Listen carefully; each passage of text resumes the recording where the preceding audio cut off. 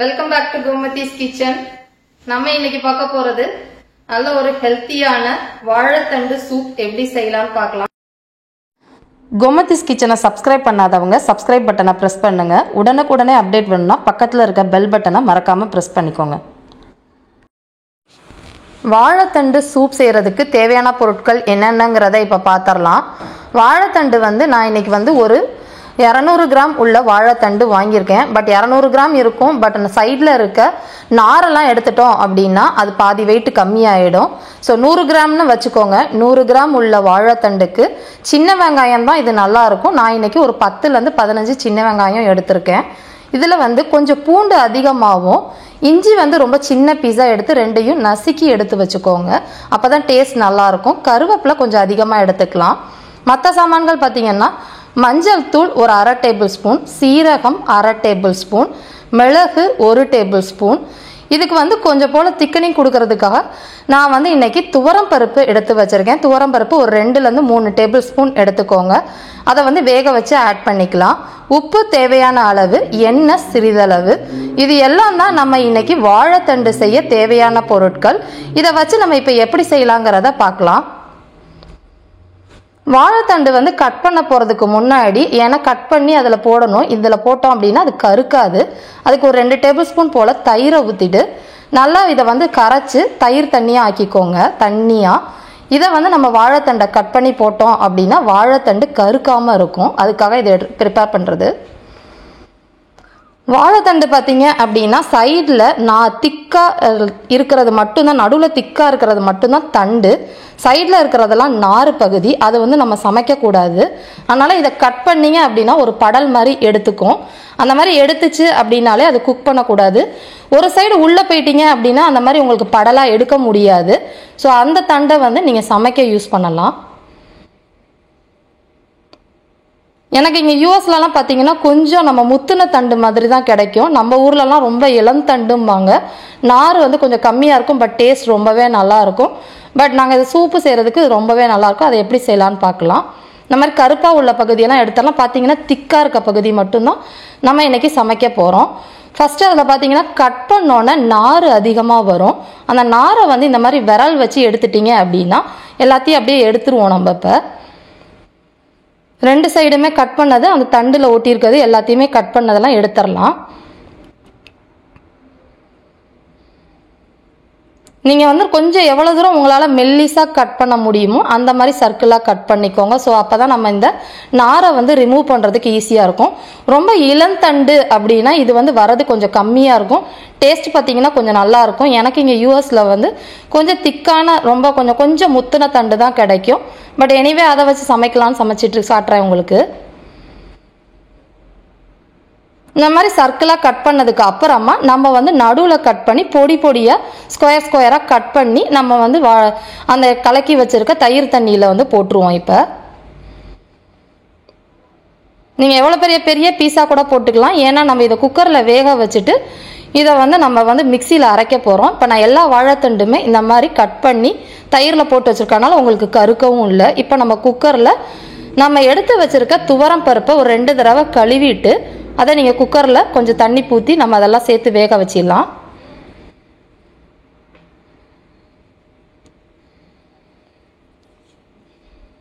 இப்போ இதுக்கு நான் இன்னைக்கு வாழைத்தண்டு சூப் இப்போ நான் எடுத்திருக்க அளவுக்கு பார்த்தீங்க அப்படின்னா ஒரு 1.5 லிட்டர் அளவுக்கு வர சூப் நம்ம ப்ரிப்பேர் பண்ணலாம். அதனால் ஒரு 1.5 லிட்டர் அளவுக்கு தண்ணி ஊற்றிக்கோங்க. இப்போ நம்ம கட் பண்ணி வச்சிருக்கிற நம்ம வாழைத்தண்டையும் அதில் போட்டுடலாம்.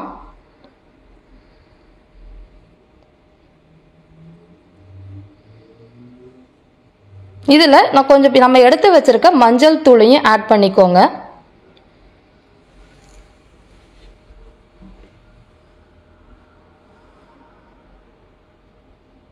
மஞ்சள் தூள் அதிகமாக போட்டுக்கிட்டோம் அப்படின்னா அதோட ஃப்ளேவர் நல்லாயிருக்கும். அதனால் கொஞ்சம் அதிகமாகவே போட்டுக்கோங்க. இப்போ எல்லாத்தையும் ஈவனாக மிக்ஸ் பண்ணிவிட்டு கொஞ்சம் போல் உப்பும் ஆட் பண்ணிக்கோங்க. உப்பையும் கொஞ்சமாக போட்டுட்டு இதை நம்ம குக்கரை மூடி வச்சுருவோம். மூடி வச்சு இதுக்கு உப்பு தேவையான அளவு போட்டுட்டேன் நான். இப்போது இப்போ வந்து இதை வந்து எவ்வளோ நேரம் வேக வைக்கணும் அப்படின்னா நம்ம ஒரு 4லேருந்து 5 விசில் வரைக்கும் விட்டீங்க அப்படின்னா நல்ல வாழைத்தண்டு நல்ல மைய வெந்துடும். அதுக்கப்புறமா வந்து என்ன பண்ணலாங்கிறத பார்ப்போம். இப்போ நான் ஒரு 3லேருந்து 4 விசில் விட்டுட்டு நம்ம அடுத்து பார்ப்போம். பார்த்தீங்கன்னா வெந்ததுக்கு அப்புறமா பருப்பும் நல்லா வெந்திருக்கும். அதே சமயம் நம்ம போட்டிருக்க தண்டுமே நல்லா பார்த்தீங்கன்னா இப்படி அமுத்தினோன்னா நல்லா சீக்கிரமாக இந்த மாதிரி வெந்திருக்கும். இப்போ இதை என்ன பண்ணிடுவோம்னா ஒரு ஸ்ட்ரெயினரை வச்சு இதை ஃபில்டர் பண்ணி எடுத்துக்கலாம். தண்ணியை மட்டும் தனியாக எடுத்துடுங்க.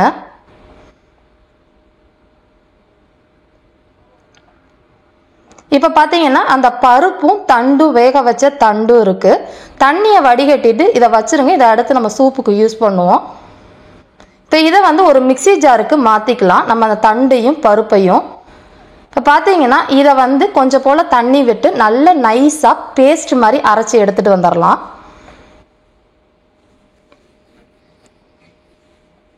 பார்த்தீங்கன்னா எடுத்து வச்சிருக்க வெங்காயத்தை இந்த மாதிரி நசுக்கி யூஸ் பண்ணிக்கோங்க.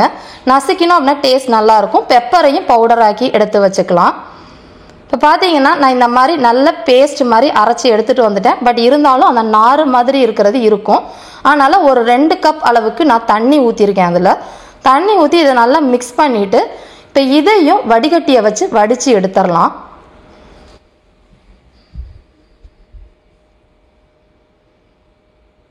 இந்த முத்துன தண்டு அப்படிங்கிறனால இந்த மாதிரி நிறைய நார் இருக்கும். சப்போஸ் நீங்கள் இளந்தண்டு அப்படின்னா நீங்கள் அப்படியே கூட யூஸ் பண்ணிக்கலாம். நான் இந்த நார் வந்து யூஸ் பண்ண போகிறது கிடையாது. இதை வந்து தூக்கி போட்டுடலாம். இப்போ பார்த்தீங்கன்னா நம்ம முன்னாடியே வடித்து வச்சுருக்க தண்டோயிலேருந்து வடிகட்ட தண்ணி, இப்போ நம்ம மிக்சியில் அரைச்ச தண்ணி ரெண்டையுமே மிக்ஸ் பண்ணிக்கோங்க. இப்போ பார்த்தீங்கன்னா 1.5 லிட்டர்லேருந்து 1.25 லிட்டர் வரைக்கும் இப்போ நமக்கு இதில் சூப் செஞ்சுருக்கோம். இப்போ வந்து அதை வந்து சீசனிங் பண்ணி நம்ம வந்து ப்ரிப்பேர் பண்ண ஆரம்பிச்சிடலாம். இதுக்கு ஒரே ஒரு டேபிள் ஸ்பூன் அளவுக்கு ஆயில் ஊற்றிக்கோங்க. ஆயில் வந்து நல்லா சூடானதுக்கு அப்புறமா நம்ம எடுத்து வச்சுருக்க சீரகத்தை போட்டு நல்லா பொரிய விட்டுறலாம்.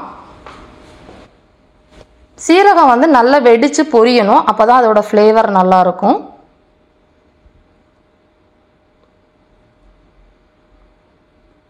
இப்போ கொஞ்சம் போல் கருவேப்பிலையும் ஆட் பண்ணிக்கலாம். இப்போ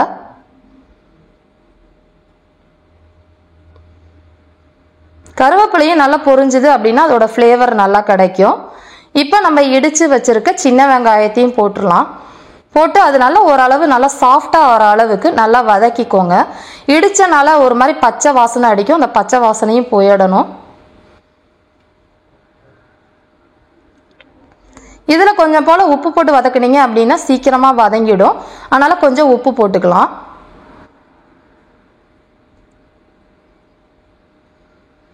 இப்போ இந்த மாதிரி சாஃப்டானதுக்கு அப்புறமா நம்ம இடித்து வச்சுருக்க பூண்டும் இஞ்சியும் போட்டு நல்லா வந்து அதோட பச்சை வாசனை போய் கொஞ்சம் dark colour light brown golden கலரில் ஆகிற வரைக்கும் நம்ம வதக்கணும். அப்படின்னா அந்த பூண்டோட ஃப்ளேவர் வந்து நல்லா வரும்.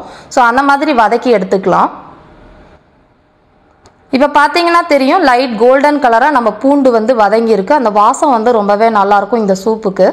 இந்த அளவுக்கு வதங்கினதுக்கு அப்புறமா நம்ம வந்து எடுத்து வச்சுருக்க தண்ணியை வந்து ஊற்றிடலாம்.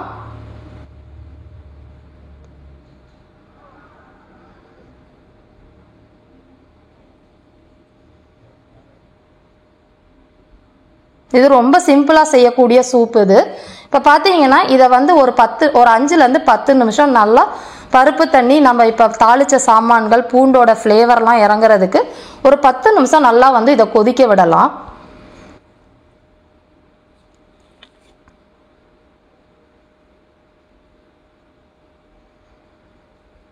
கொஞ்சம் கொதிக்க ஆரம்பித்ததுக்கு அப்புறமா நம்ம மிளகுத்தூள் எடுத்து வச்சுருக்கோம் இல்லையா, அது நம்ம காரத்துக்கு ஏற்ற மாதிரி நீங்கள் வந்து போட்டுக்கலாம். நான் இன்றைக்கி வந்து இந்த 1.25 லிட்டர் அளவுக்கு வந்த நம்ம இதில் வந்து 2 டேபிள் ஸ்பூன் அளவுக்கு போட்டிருக்கேன். ஸோ காரம் வந்து கொஞ்சம் மீடியமாக தான் இருக்கும். நல்லா மிக்ஸ் பண்ணதுக்கு அப்புறமா ஒரு 10 நிமிஷம் நல்லா கொதிக்க விட்டுருங்க. இதுலேயே கொஞ்சம் போல் கொத்தமல்லி தழை வந்து பொடியாக நறுக்கி போட்டு கொஞ்சம் நேரம் கொதிக்க விட்டோம் அப்படின்னா அதோட ஃப்ளேவரும் நல்லாயிருக்கும். அதனால் கொஞ்சமாக கொத்தமல்லி தழை போட்டுக்கோங்க.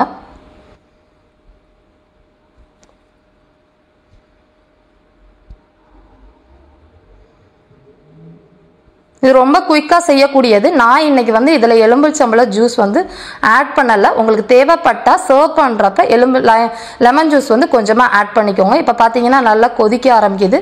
இந்த கொதிக்கிறப்பே நம்ம வாழைத்தண்டோட சூப்போட ஃப்ளேவர் பார்த்தீங்கன்னா ரொம்பவே நல்லாயிருக்கும். வேணும்னா பசங்களுக்கு கொடுக்குறப்ப ஒரே ஒரு ஸ்பூன் நெய் போட்டுக்கிட்டீங்க அப்படின்னா கடைசியாக அது டேஸ்ட் வந்து ரொம்ப நல்லாயிருக்கும். நீங்கள் ரசம் மாதிரி கூட இதை ஊட்டி விட்டுடலாம். பருப்பு போட்டிருக்கனால ரொம்ப நல்லாயிருக்கும்.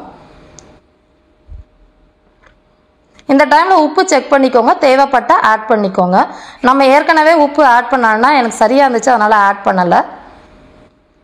இப்போ இந்த அளவுக்கு கொதிச்சா போதும். 10 நிமிஷம் இந்த மாதிரி கொதிச்சுது அப்படின்னா ஃப்ளேவர் நல்லாயிருக்கும். அவ்வளோதான், நம்மளோட சூப் வந்து தயாராகிடுச்சு.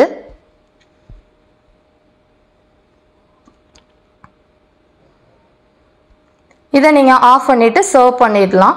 பசங்களுக்கு கொடுக்குறப்ப அந்த மேலாவில் இருக்க தண்ணி கொடுத்தீங்க அப்படின்னா அந்த இழத்தலையெல்லாம் இருக்கப்ப அவங்க சாப்பிட மாட்டாங்க. அதை ஒதுக்கிட்டு அந்த மாதிரி கொடுத்துடலாம். நம்மளோட சூப்பை வந்து சர்வ் பண்ணிடலாம். இதை நீங்கள் செஞ்சு பார்த்துட்டு கமெண்ட் பண்ணுங்கள். இந்த வீடியோ பிடிச்சிருந்துச்சு அப்படின்னா லைக் பண்ணுங்கள், ஷேர் பண்ணுங்கள். மறக்காமல் எங்கள் சேனலை சப்ஸ்கிரைப் பண்ணி வச்சுக்கோங்க. தேங்க்ஸ் ஃபார் வாட்சிங்.